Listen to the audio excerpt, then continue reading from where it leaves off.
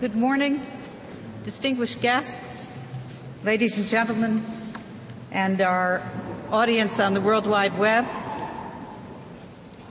My name is Jessica Matthews. I'm president of the Carnegie Endowment for International Peace, and it is my great pleasure to welcome you today to the first speech by the 12th Secretary General of NATO, Anders Fogh Rasmussen. We're honored to host this important event. And if I may, Mr. Secretary General, I would like to say that it is also apt that you chose Carnegie, for our two organizations share a common mission, maintaining and promoting international peace. NATO has done that for 60 years since the signing of the North Atlantic Treaty. Carnegie has attempted to do it since its founding by the Scots-American Andrew Carnegie 99 years ago. Throughout its history, the endowment has employed different methods and approaches for pursuing this aim. It had at various times offices in Paris and in Geneva, working on international conciliation in Europe, on financing reconstruction, and on the work of organizations, including founding the Academy of International Law at The Hague. In 2007, Carnegie returned to Europe, launching its European Foreign Policy Forum, Carnegie Europe, here in Brussels. And since then, Carnegie scholars have engaged with European policymakers and experts across capitals as well as here at the heart of multilateral Europe. The new Secretary General has shown how he intends to proceed by choosing a controversial and deeply important topic rather than the usual tour d'horizon for his first speech. Many of you will have read his interviews this week in which he talked of his vision of a true strategic partnership with Moscow.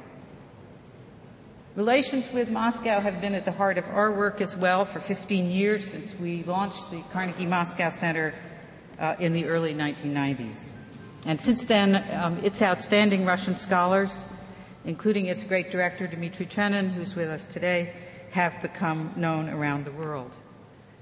The success of the Moscow Center in its collaboration between Moscow and Washington became the inspiration and the model for a fundamental redefinition of Carnegie's role and mission to become the first truly multilateral and ultimately, we hope, global think tank.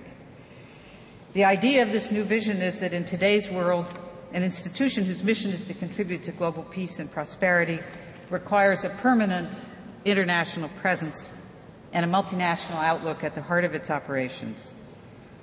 This is, I think, not a staggering insight here in Europe, but it is an important first step and a new one, I think, in the United States.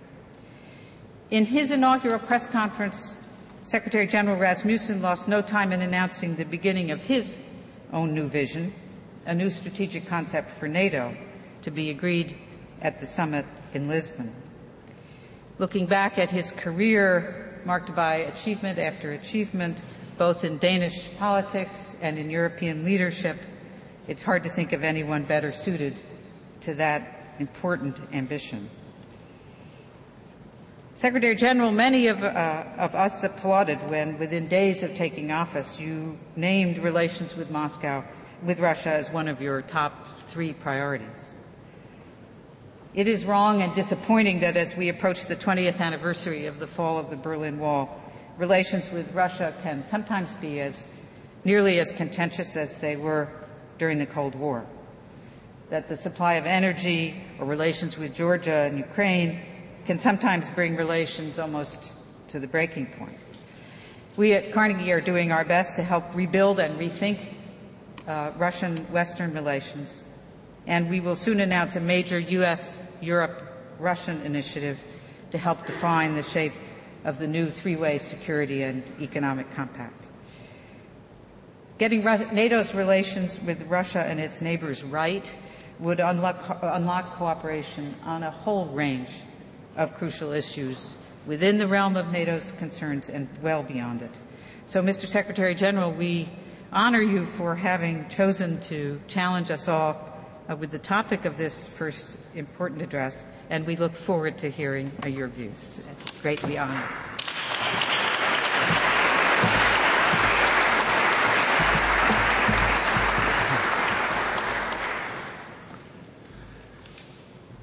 Mrs. Matthews, Mr. Potier, Mr. Trenin, Excellencies, ladies and gentlemen, thank you, first of all, for your warm words of welcome. This is my first major public speech as the new Secretary General of NATO. I have chosen to make this a speech about the NATO-Russia relationship, and I'm very happy that we could get the Carnegie Endowment, a think tank with considerable expertise on Russia, to host today's event. Why did I choose to focus my first speech on Russia? The answer is quite simple.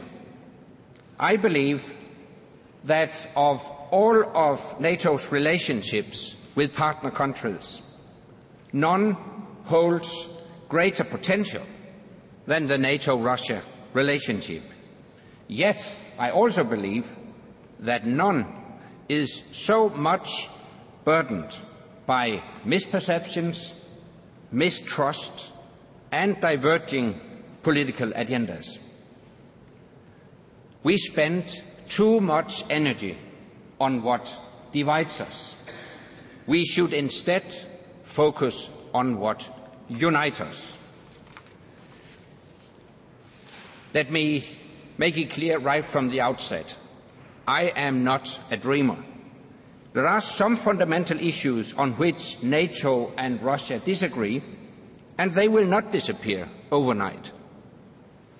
However, I do believe that it is possible for NATO and Russia to make a new beginning and to enjoy a far more productive relationship in the future. Поэтому сегодня мне хотелось бы воспользоваться этой возможностью и внести 3 конкретных предложения, чтобы помочь нашему продвижению в этом направлении. Во-первых, я считаю, что НАТО и Россия должны незамедлительно позаботиться об укреплении cooperation in all the areas where we agree we face the same risks and threats to our security. And there are many of those areas. Second, in order to build confidence and trust, I would like to rejuvenate the NATO-Russia Council so that we can use it as a forum for open and unbiased dialogue on all issues related to peace and stability in Europe. And third, I would like to see NATO and Russia agree to carry out a joint review of the new 21st century security challenges to serve as a firm basis for our future cooperation. As you can see, these proposals are linked.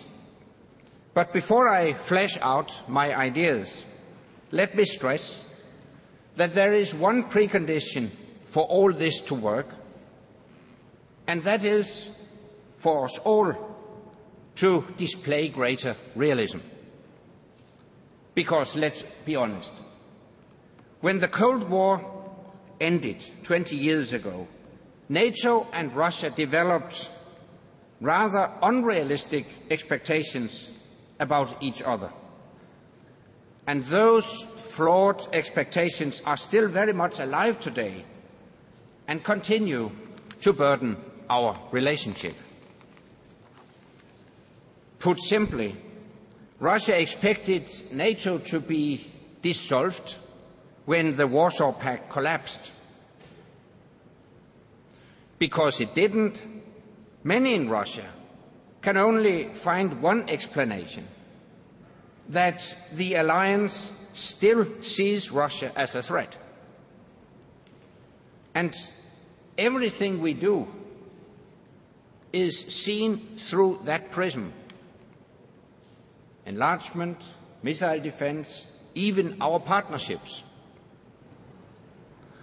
For many in the West, the end of the Cold War seemed to herald a new age when Russia would see things our way, cooperate with us across the board, and support the membership in NATO of former Warsaw Pact countries. That was, in retrospect, a little unrealistic.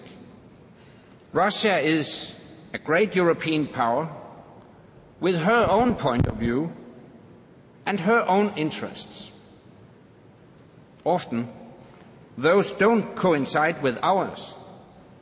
And when that happens, there is a sense of disappointment and incomprehension among many in the West. Well, it's no wonder that the NATO-Russia relationship has remained a difficult one.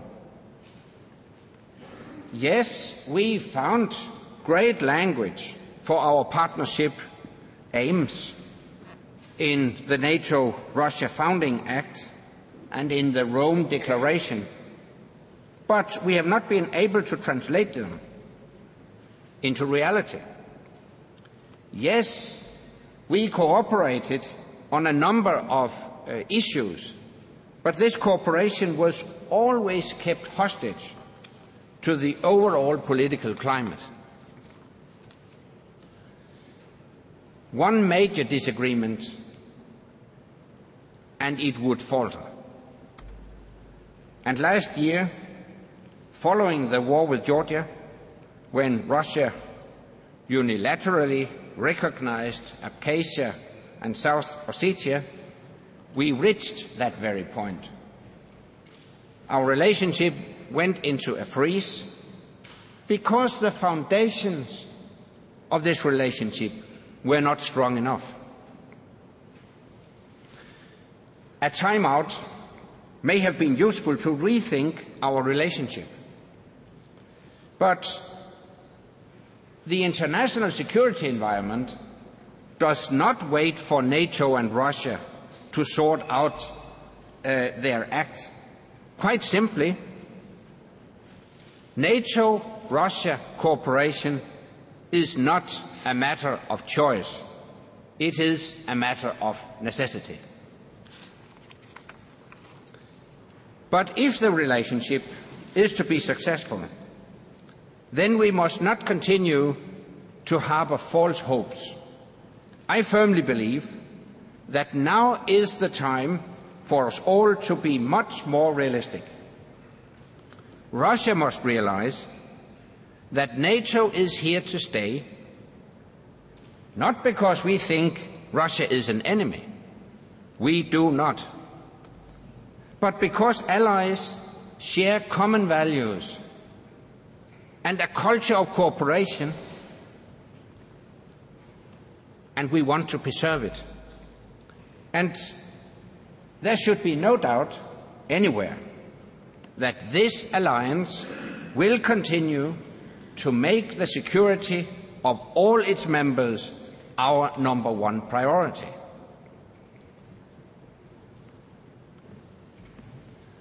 And why not? I do not believe that the enlargement of NATO and the European Union has created any security problems for Russia. On the contrary, a more stable and prosperous Europe is indeed contributing to the security of Russia. We also need to be realistic in recognizing that NATO will continue its open door policy, not because of any intention to encircle or marginalize Russia, but because respect for territorial integrity and the right of each sovereign state to freely decide its security policy and alignments are fundamental if Russia is to be and if Europe is to be truly whole and free. Finally, we also have to be more realistic in recognizing that Russia has security interests, which we need to understand and take into account. Many things that NATO allies may regard as entirely benign can sometimes look very different when seen from Moscow, and vice versa. I make these points not in order to engage in some kind of blame game, but to highlight the difficulties of the concrete task before us, making a new beginning in NATO-Russia relations. Our ultimate goal must be a relationship that allows us to pursue common interests even when we disagree in other areas. So, let me now flesh out my three proposals and explain how they will help us to reach that goal. My first proposal concerns the short term. I would like NATO and Russia to strengthen our practical cooperation in the many areas where we have a clear common interest. Key among these areas is the fight against terrorism. The days when terrorism was a purely local phenomenon have long passed. Terrorism has mutated into a global transporter franchise. Terrorists move from theater to theater, from Iraq to Afghanistan, from the Middle East to the Caucasus, and several NATO nations, as well as Russia, have repeatedly suffered the horrors of terrorist attacks. Much has already been done in this area. We agreed a joint action plan on terrorism. We have been looking at threats posed by Al-Qaeda. We have examined the threat to civilian aircraft and to critical infrastructure. We also analysed the terrorist threats to our troops when we were jointly engaged in bringing stability to the Western Balkans. But in order for all this work to bring lasting benefits to all our nations, we need to give it another political push. Let us agree, for example, to update our joint action plan on terrorism. Another shared interest is preventing the proliferation of weapons of mass destruction and their means of delivery. Many international experts believe that we are at a nuclear tipping point. If North Korea stays nuclear, and if Iran becomes nuclear, some of their neighbors might feel compelled to follow their example. Such a multi-nuclear world is not in NATO's interest, and it is definitely not in Russia's interest either. And so I believe we need to take a much more thorough look at the available options, at arms control, as well as non-proliferation efforts, and at means to protect ourselves against weapons of mass destruction. And here as well, we can build on work that we have already initiated in the recent past, such as our joint assessment of proliferation trends, risks and challenges. And this brings me to another area where Russia and NATO can and should work together, which is missile defense. Yesterday, the United States announced its plans with regards to a missile defense which can include and can protect all our allies. These plans will involve an even greater role for NATO with regard to missile defense in Europe, and I welcome that as a positive step. In my view, the proliferation of ballistic missile technology is of concern not just to NATO nations, but to Russia too. Our nations and our forces deployed in theatre will all become increasingly vulnerable to missile attacks by third parties. Studying ways to counter this threat is in NATO's and Russia's fundamental strategic interest. We should explore the potential for linking the US, NATO, and Russia missile defense systems at an appropriate time. And I believe that the work we have already done on theatre missile defense under the aegis of the NATO-Russia Council, including joint exercises, clearly demonstrates the potential for cooperation in this area. Both NATO and Russia have a wealth of experience in missile defense. We should now work to combine this experience to our mutual benefit. Afghanistan is another area where we can and should do much more together, and where we already have a pretty solid foundation of cooperation to build upon. We have long agreed that countering terrorism and assisting the Afghan government in building a stable and secure country is in NATO's and Russia's common interest. Indeed, Russia has offered land transit to ISAF contributors and to NATO allies bilaterally to facilitate our operation in Afghanistan, and this is most welcome. NATO and Russia have also achieved a great deal together in our joint work on counter-narcotics training. We have advanced the professional skills of almost 1,000 counter-narcotic officers from Afghanistan and Central Asia.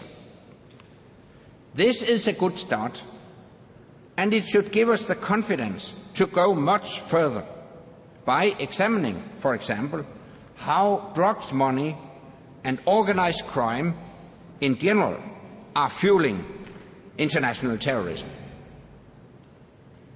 So we have a firm base of cooperation in relation to Afghanistan on which to build.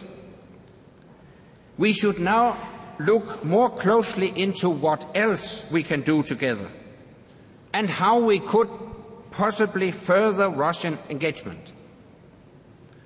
It is my firm belief that there is a lot more that we can and should do together to help Afghanistan to get on its own feet. Finally, maritime security.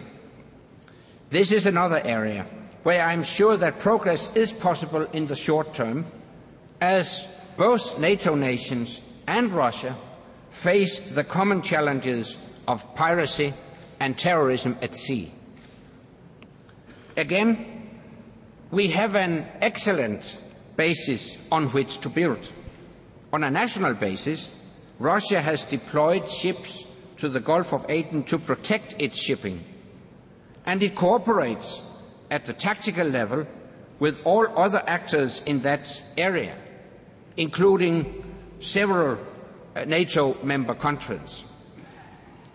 NATO and Russia have already cooperated successfully in Operation Active Endeavour, the alliance-led maritime anti-terrorist patrols in the Mediterranean.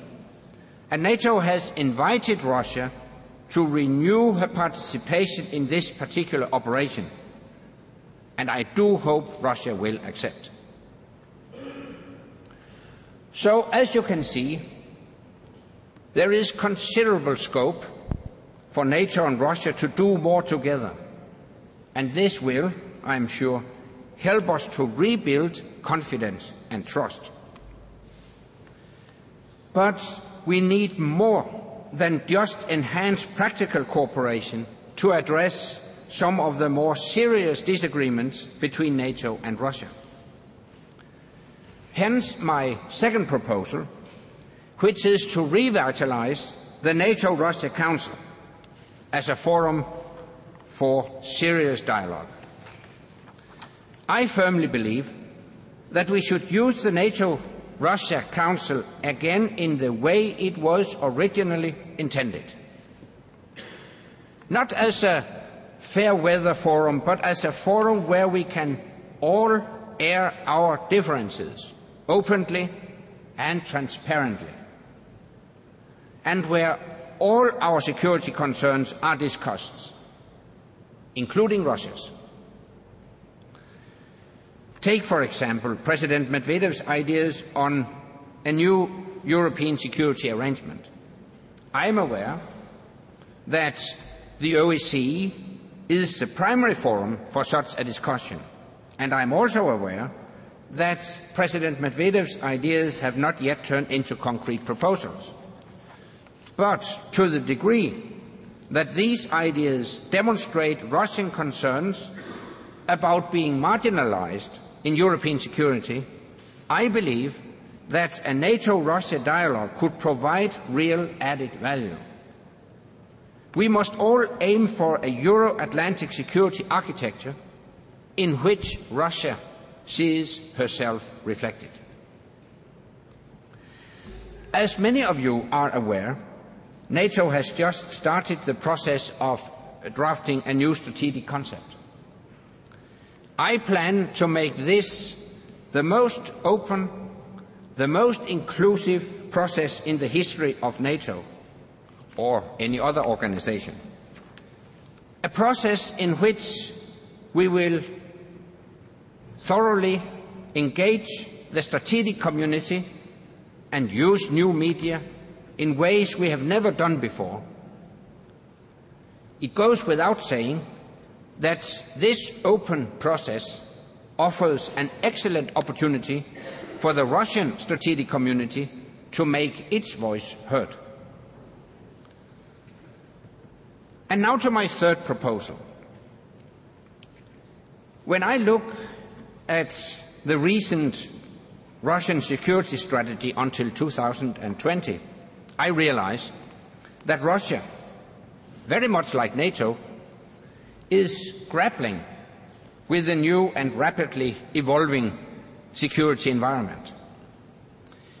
This environment confronts us with challenges that have little in common with those of the past. But I also firmly believe that it offers an ideal opportunity for enhanced cooperation between NATO and Russia. We should use the NATO-Russia Council to identify those areas where our interests converge and where further cooperation would be beneficial. This is why I propose that we undertake a joint review of NATO's and Russia's common threats and challenges. We need an agreed analytical basis which we can then use to further enhance our practical cooperation. And we don't have to start from scratch.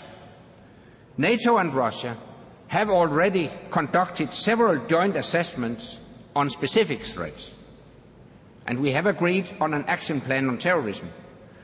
What we need to do now, in essence, is to broaden this work. The agreement to conduct such a review would provide the NATO-Russia Council with an unprecedented high-level political profile. And it would also be an unambiguous signal of our intention to work more closely together and to put our past differences behind us. It would represent a genuine new beginning for the NATO-Russia relationship. Ladies and gentlemen, I am perfectly aware that the proposals I have just laid out are ambitious. The historical baggage of the relationships between NATO and Russia and between the West and Russia cannot simply be ignored. And not all of our disagreements are simply based on misunderstandings. Some of them are of fundamental nature and hence will not disappear quickly. I am also keenly aware that NATO-Russia relations can quickly become hostage to domestic politics in Russia as well as in allied nations. After all, the state of NATO-Russia relations is very much a reflection of the state of bilateral relations between individual allies and Russia. So my proposals will require realism, but also considerable political will, not just to launch them, but particularly to prevent them from getting derailed by possible disagreements in other areas. Carnegie's Dmitry Trinin once described Russia as being merely the planet Pluto in the Western solar system. In other words, while it is formally part of the system, it is located out on the fringes where it is lonely, cold and frustrated. This situation is neither in Russia's own interest nor in NATO's interest. NATO wants Russia to be a real stakeholder in European and international security. We need Russia as a partner in resolving the great issues of our time. And although many in Russia may still hesitate to agree, I predict that Russia, sooner rather than later, will also come to realize that a more cooperative relationship with NATO is very much in her own self-interest. Ladies and gentlemen, this new relationship will require a lot of hard work. But if we manage to get away from the reflex of assuming the worst about each other and focus instead on our common interests, then we can make a genuine new beginning in our relationship, in our own interest and that of the entire international community. Thank you very much.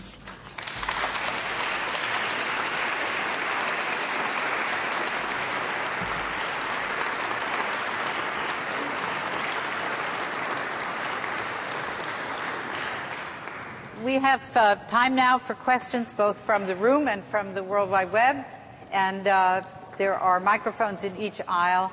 There's a gentleman right there. Please. If you will.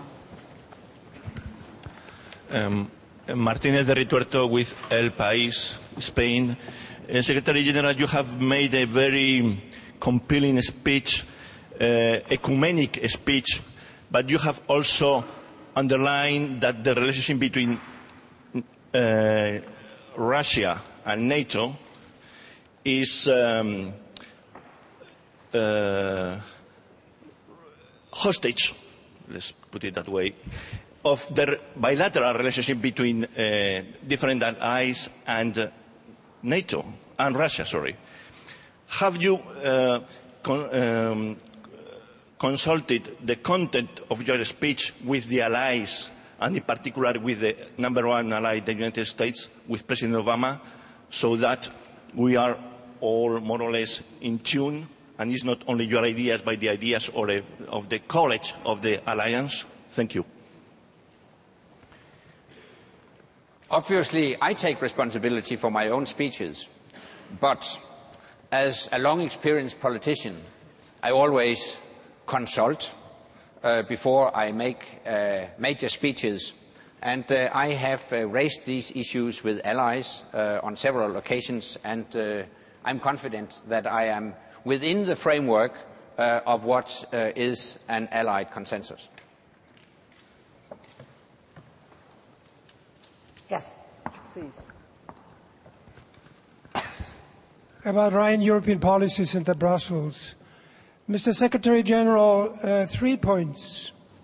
One, what would you like Russia to do to get Iran under control and renounce its alleged intention to get nuclear armament? Second point, you did not mention as part of your short-term priorities disarmament, resumption of disarmament, the bilateral disarmament talks that have been stalled. And third point, what would you suggest with your old hat as former, at certain times, former President of the European Union, rotating union, what would you like the European Union to do in parallel to strengthen the cooperation? Because you mentioned, of course, the NATO perspective, but there's also an important EU perspective, and I think both should go hand in hand and reinforce each other. Thank you very much. First, about Iran. What I would expect is that Russia will join us in putting a maximum of political and diplomatic pressure on Iran to stop Iran's nuclear aspirations. I think it's also in the interest of Russia. Second, well, I didn't talk that much about disarmament talks, because this is very much also a bilateral question between Russia and, in particular, of course, the United States. Not that I underestimate the importance of that, but this is a reason why I didn't focus on it in my speech. And finally, about the European Union, I do hope that it will be possible to conclude a new cooperation agreement between the European Union and Russia.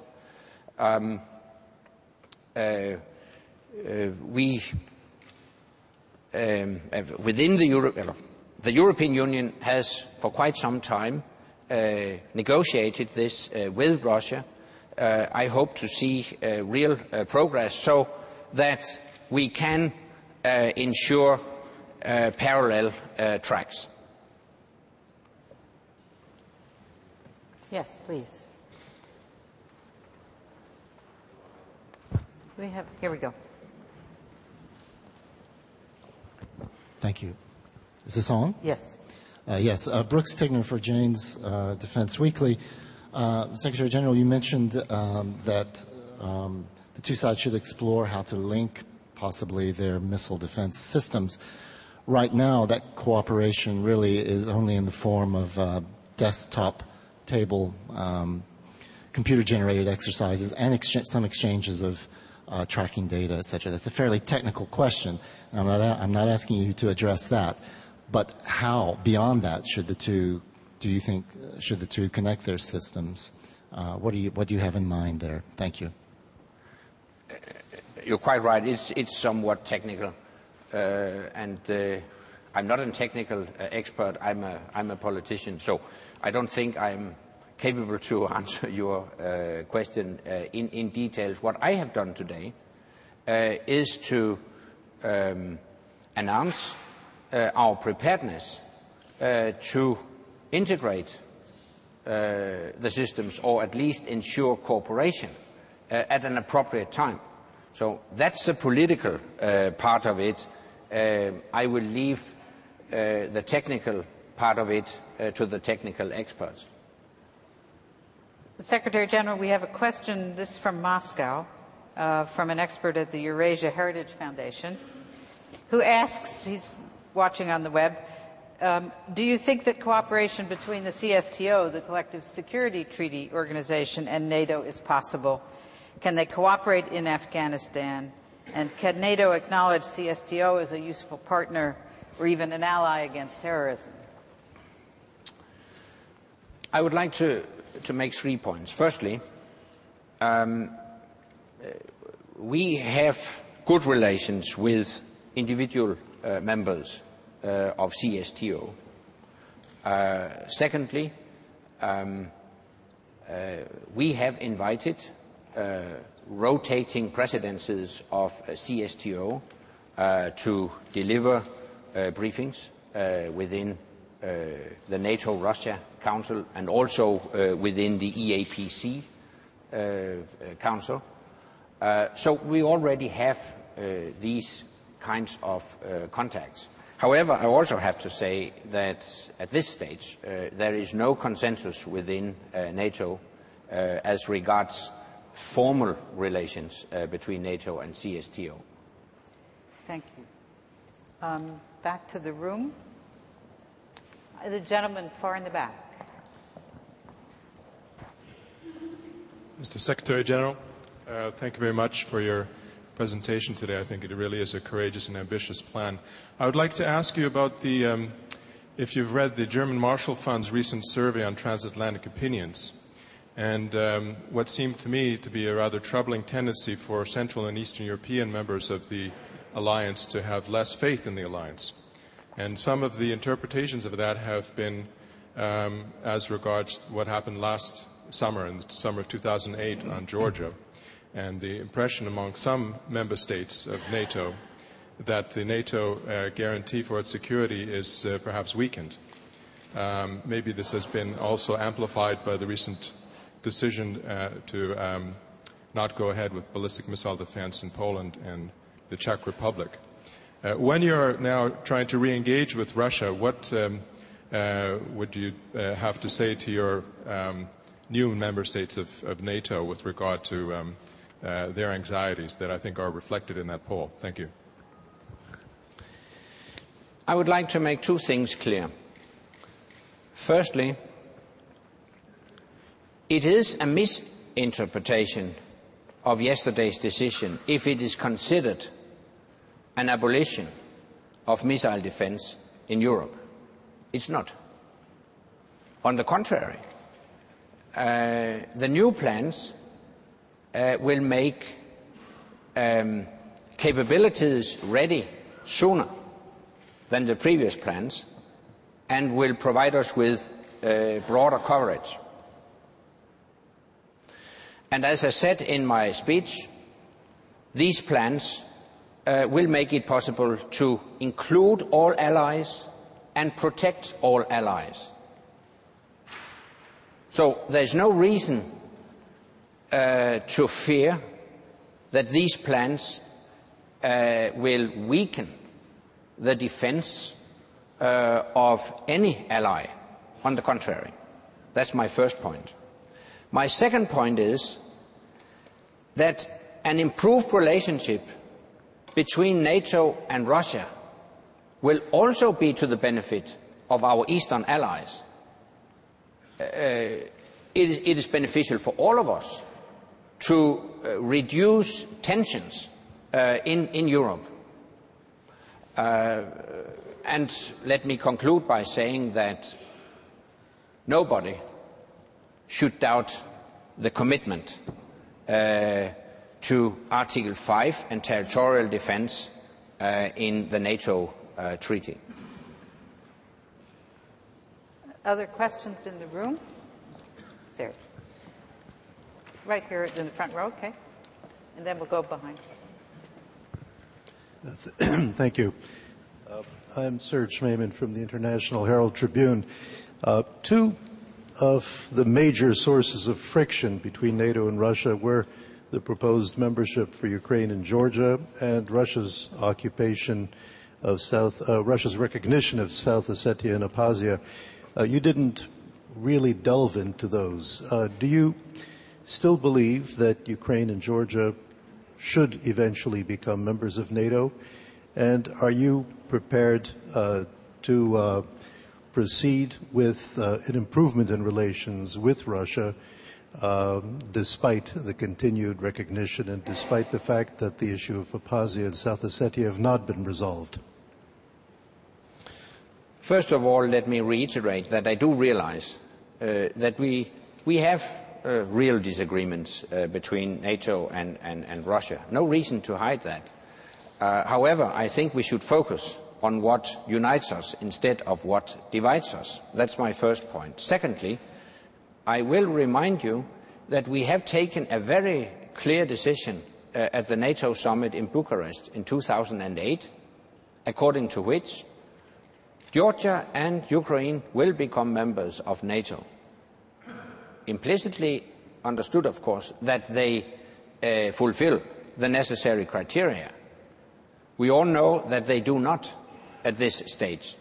So, NATO foreign ministers have decided a framework within which we have initiated a practical cooperation with Georgia and Ukraine, aiming at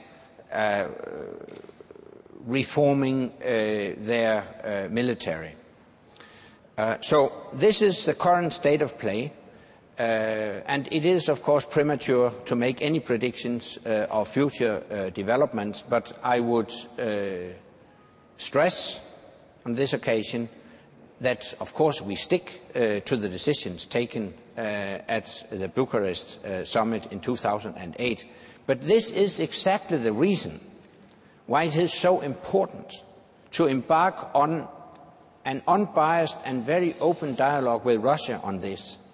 It is really my ambition to convince Russia that the open door policy is not directed against Russia.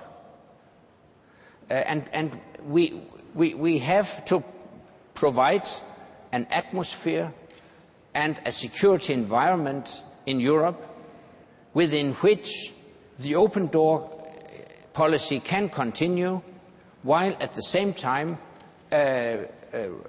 Russia feels assured that this is not directed against Russia. That's a challenge. It's difficult. But if life was easy, there were no need for politicians. There are two gentlemen here. Let me take one with the hand up right now, and then next. And then I'll go back there. Yeah. Either one. It's the same question. Okay. Yeah. So I'm Kai Niklas from German television, and I would like to know, Mr. Secretary General, you said Russia and NATO should work together in missile defense. Can you elaborate on this a little bit? How can I imagine this new working together? Is it just an adding up of all the systems, short tile, theater missile defense, or is it something you have in mind that is like a revolution? Again, I'm not. I have no intention to go into the technical details about this. What I have done is to give a very clear political signal that once the technical conditions are fulfilled and once the political environment allows it, I think it would be profitable to ensure integration or at least cooperation to ensure that individual allies and partners can plug into a common system. This is actually what we intend to do within the alliance. And then I foresee that in the future, once the necessary conditions have been fulfilled, we could also envision Russia plugging into such a system. So, unfortunately, I'm not able to go into more details right now. I think here and now the most important thing is to give the political signal.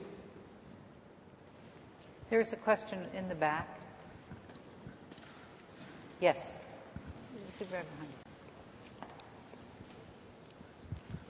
you. Yeah.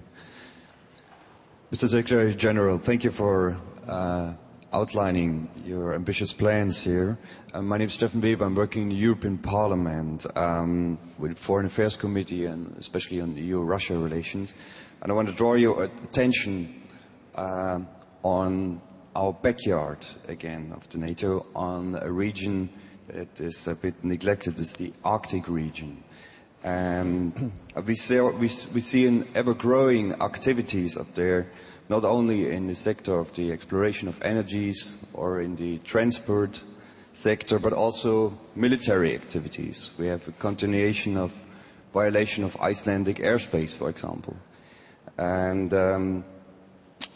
my question is, will this region be, as discussed, be in the focus of the new strategy? And if so, how do you think could Russia and Europe, NATO, cooperate in this field of major importance to both of the partners? Thanks. This is also a very interesting question, and I can confirm that it will be one of the key issues to discuss when we elaborate a new strategic concept.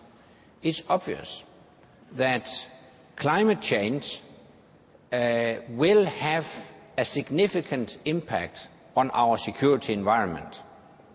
I'm not going into details, but it's much broader than just the Arctic region. The Arctic region is obvious, but also in a broader sense, this will be one of our major challenges in the years to come to deal with the consequences of climate change. It's not been right in the focus yet, but I think it will. And speaking about the Arctic region, it is obvious that climate change will imply that new sea routes will open, that we will see accessibility to resources that we have not yet been able to exploit. And all this will create more competition in the Arctic region. And we know from experience that stronger competition might also lead to tensions, including the risk of armed conflicts. So, I think we have to take this into consideration in due time, and this is the reason why I intend to put this very high on the agenda when we discuss our new strategic concept. And I see a broad scope for cooperation between NATO and Russia in the Arctic region, not only seen from a military point of view, but there are also environmental issues and the question of rescue operations and things like that. So it's really a broad agenda, and we have to address it. We have a question here.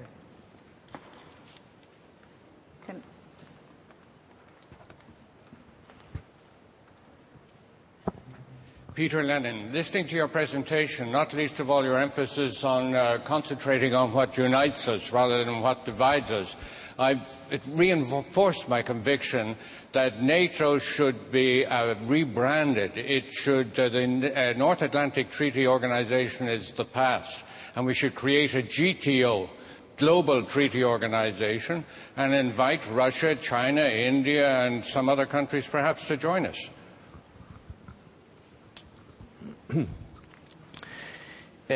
Well, in that case, we need a new treaty. You're quite right. Because the current treaty states in Article 10 that the alliance may invite any European country which is in a position to further the principles of the treaty to accede to NATO.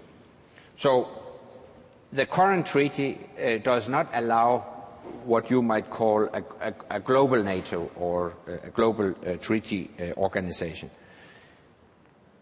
Next, I'm not sure that it would be the right way forward. I think such a global organization would water down the core task of the current North Atlantic Treaty Organization, which is territorial defense and deterrence. It has, during 60 years, been the core task of the organization, and it will, in my opinion, also be the core task in the future. However, we have to realize that in today's world, territorial defense very often starts out of area. So in that respect, you're right that we have to embark on a more global approach. But I see no contradiction between territorial defense and deterrence and occasionally out-of-area operations. So I think the current framework will be sufficient for a foreseeable future. Having said that, I agree that we need partnerships. We need expanded and broader partnerships than today, and that's also one of my focal points, to further develop partnerships between NATO and not only Russia. That's been today's theme, but I also announced as one of my priorities to develop further our partnerships within the Mediterranean Dialogue and the Istanbul Cooperation Initiative, that is a number of countries with Muslim background. I could also point to countries like Australia, New Zealand, Japan, South Korea, like-minded countries.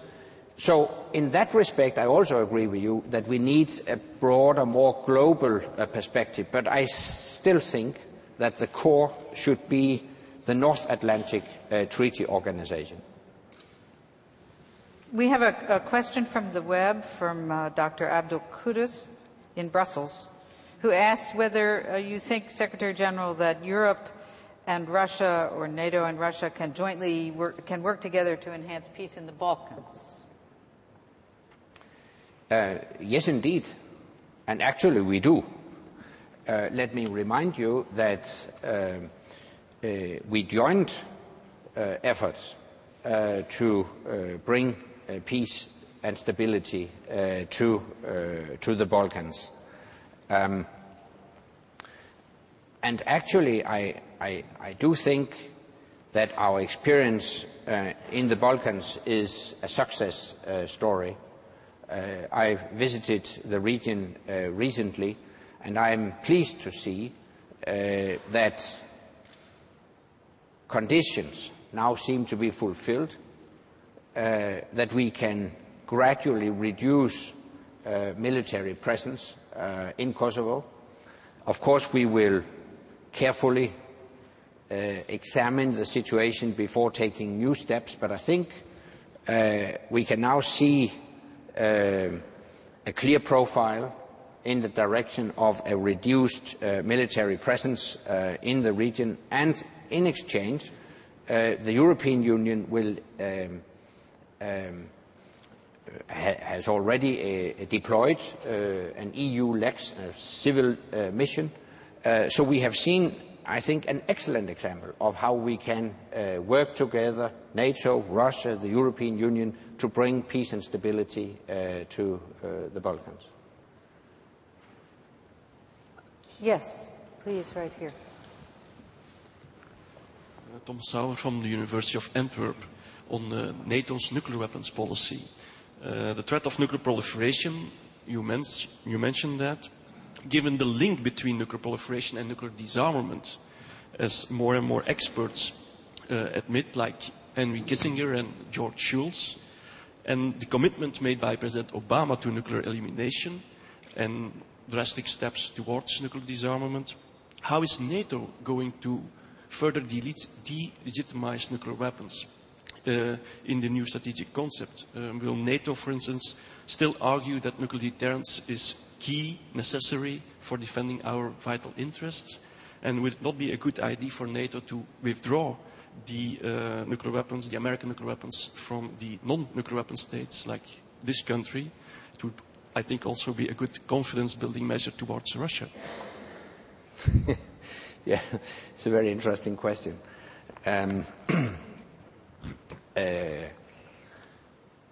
First of all, let me say, as politician, that I think we all have the vision and the ambition to live in a peaceful world without weapons, without armed conflicts, and of course also without nuclear weapons. That would be a wonderful, ideal world. Let's agree on that. Second, as I said in my speech, I'm not a dreamer. I don't think we can make 100% sure that the world will become 100% free of nuclear weapons. If so, I still think it would be worthwhile, just in case, to consider having something to protect yourself.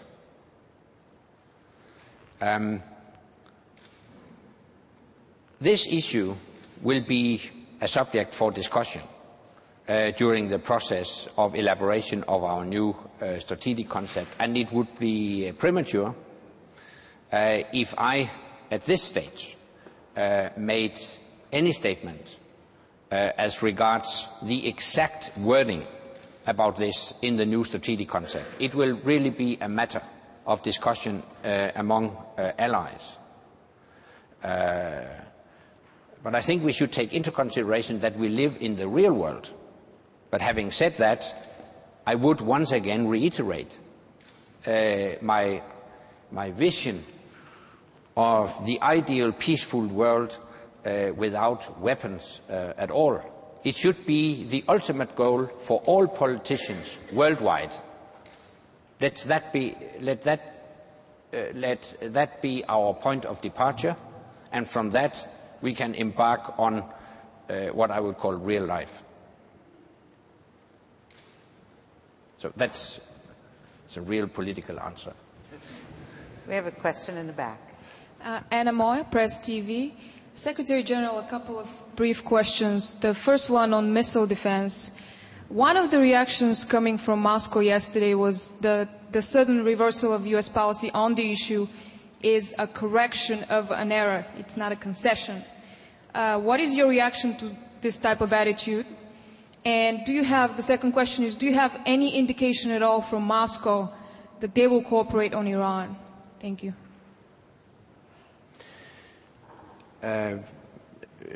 First of all, no, I don't have any indications from the Russian side as regards their Iran policy.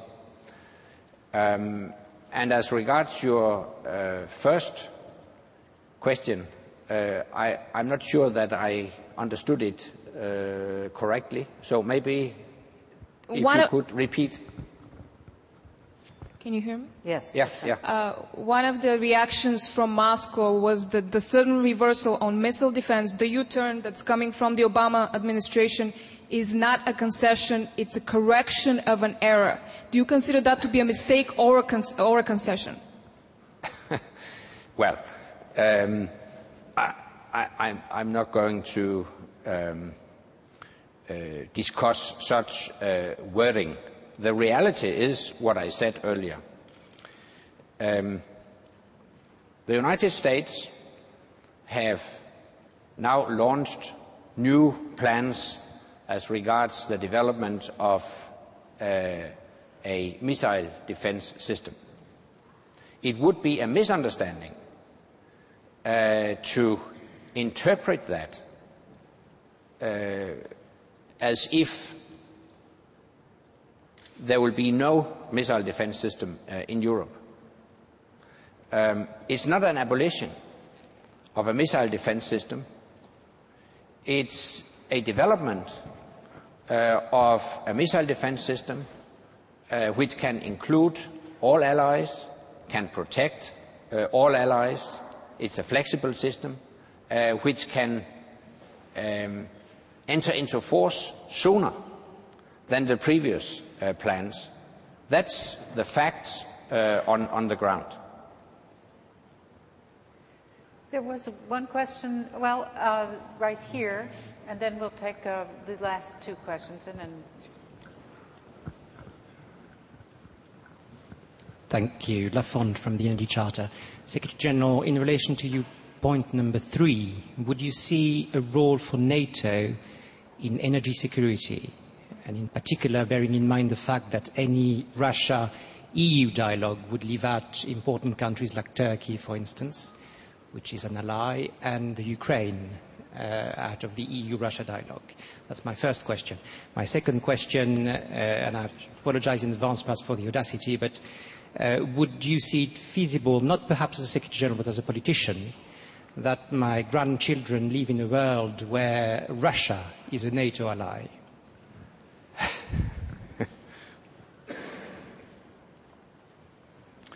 Yeah. First, about energy security. Energy security is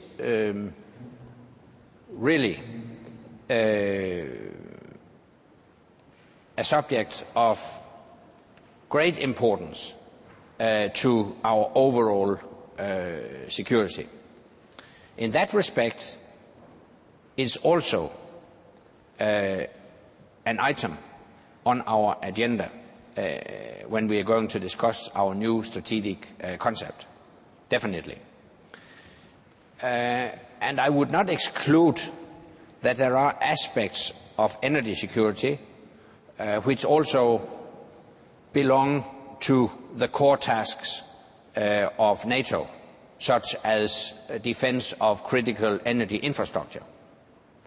However, in the more broad sense of the word energy security, I don't think it is a primary task for NATO to deal with it, because in the more broad sense of the term energy security, it's much more about a reduction in individual countries' dependency on imported fossil fuels. It's much more about broadening their energy sources. And here I think we could develop a cooperation between NATO and the European Union, because a lot of energy security aspects are more efficiently dealt with within the European Union than within NATO. As regards a possible future Russian membership of NATO, I think I should reiterate the wording of Article 10 in the NATO treaty, according to which the alliance or the allies may invite any European country which is in a position to further the principles of the treaty to accede to the alliance. Russia is a European country, I think. So, in that respect, it might be a possibility, provided that Russia fulfills the necessary criteria. Quite another question is whether Russia will apply. So, maybe it's a bit premature to make any predictions. So I think a more realistic approach here and now would be to develop a strategic partnership between NATO and Russia. Secretary General, you've shown us today how you intend to proceed with fresh thinking and with candor and clear speaking. And I think it is clear that your leadership signals not just a new beginning for NATO-Russia relations, but for NATO itself, the one that all friends of the alliance and all friends of international peace would welcome. And we thank you for your really interesting address and for your leadership. I hope that you will join me in thanking the Secretary General. Before you do, let me remind you there is a reception next door, and I hope everyone will join us there. And thank you again. Thank you.